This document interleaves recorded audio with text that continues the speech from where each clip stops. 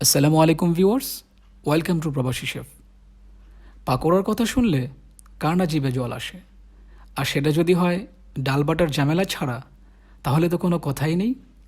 তাহলে চলুন দেখে নেই কীভাবে ঝটপট আপনি তৈরি করতে পারেন মুচমুচে পাকোড়া।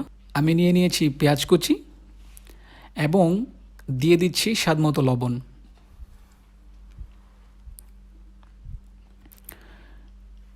একটু মরিচ কুচি দিয়ে দিচ্ছি। আমি দিয়ে দিচ্ছি আদা এবং রসুন বাটা 1 চা চামচ, একটু ধনিয়ার গুঁড়ো, একটু জিরের গুঁড়ো দিয়ে দিচ্ছি এবং একটু হলুদ দিয়ে দিচ্ছি। এখন ভালো করে মিক্স করে নেব।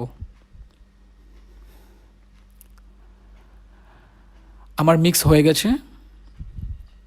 এখন আমি ঢেলে দিচ্ছি 1 কাপ পরিমাণ বেসন।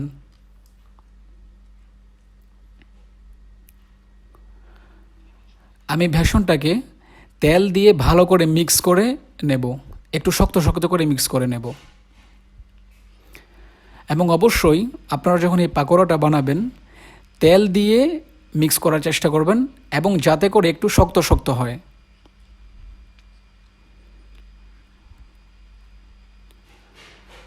আমি এখন দিয়ে দিচ্ছি হালকা একটু পানি, ভালো করে মিক্স করে নিচ্ছি। আমার মিক্স হয়ে গেছে। এখন আমি পাকোড়াগুলো ভেজে নেব। আমি অলরেডি চুলাতে প্যান বসিয়ে দিয়েছি। এখন দিয়ে দিচ্ছি পাকোড়া।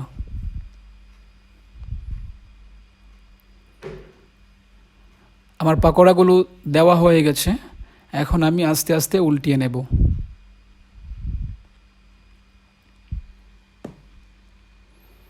এই পাকোড়াটা খুবই সুস্বাদু। আপনার ডাল বাটার কোনো ঝামেলাই লাগবে না।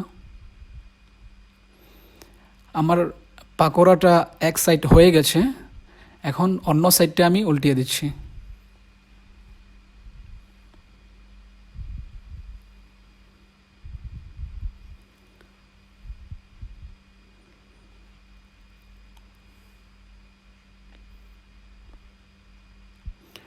আমার পাকোড়াটা হয়ে গেছে। এখন আমি তেল থেকে উঠিয়ে নেব।